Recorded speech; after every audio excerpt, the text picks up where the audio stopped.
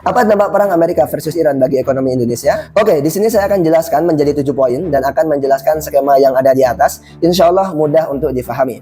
Poin yang pertama, yang harus diingat adalah Iran punya Selat Hormuz. Selat ini adalah jalur laut yang dilewati sekitar 20% pasukan minyak dunia. Nah sekarang, kawasan itu udah ditutup sama Iran. Efeknya, pengiriman minyak itu jadi terganggu, terus harga minyak dunia jadi naik. Nah minyak itu seperti darah bagi ekonomi dunia. Kalau alirannya terganggu, ya kan, maka seluruh tubuh ekonomi dunia ikut sakit. Nah itu yang pertama. Kemudian poin yang kedua, walaupun kita negara penghasil minyak, faktanya Indonesia masih impor BBM dan juga LPG dalam jumlah besar. Jadi kalau harga minyak dunia naik dari misalnya 70 dolar menjadi 90 dolar per barel atau naik sekitar 28%, maka biaya impor kita ikut naik karena transaksi minyak itu pakai dolar. Terus kalau rupiah juga melemah, tekanannya jadi double. Paham kan? Oke, kemudian poin yang ketiga.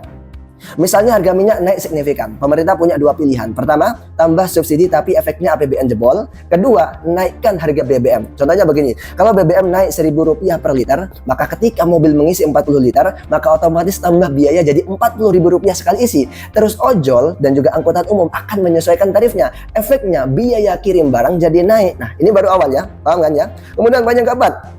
Karena semua barang itu pakai transportasi, semisal telur diangkut sama truk, ya kan? Kemudian beras dikirim antar kota sama truk, sayur dari petani masuk ke pasar diangkut sama pickup. Nah ini semua pakai BBM. Kalau ongkos solar naik 20%, maka harga di pasar bisa naik 5-15%, tergantung rantainya. Contoh mudahnya begini. Pertama, telur yang harga awalnya dari Rp30.000 bisa naik jadi Rp34.000. Kedua, beras yang harga awalnya dari Rp10.000 per kilo bisa jadi naik Rp11.000 per kilo. Nah, yang perlu dicatat adalah ini bukan karena petaninya serakah, tapi karena ongkos angkut tadi yang naik. Paham kan ya? Nah, kemudian poin yang kelima, kalau BBM naik, plus sembako naik, plus ongkos naik, itu namanya inflasi. Inflasi itu artinya uang kita nilainya turun, gajinya tetap, tapi belanja makin mahal. Nah, kalau inflasinya tinggi, Bank Indonesia bisa naikkan suku bunga. Efeknya kredit rumah dan kendaraan ikut mahal. Jadinya apa? Jadinya ekonomi kita melambat. Seperti itu. Poin yang keenam, saat perang, investor dunia akan mencari aset yang aman seperti dolar Amerika Serikat.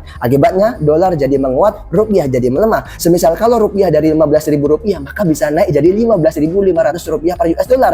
Maka impor kita jadi makin mahal lagi. Jadinya ya tekanannya double. Harga minyak naik plus rupiah melemah. Kemudian poin yang terakhir yaitu poin ketujuh. Rangkumannya begini, dan ini sebagaimana skema yang ada di atas. Ingat ya teman-teman, ekonomi dunia itu saling terhubung. Semisal, perang yang ada di Timur Tengah itu akan berefek pada naiknya harga minyak.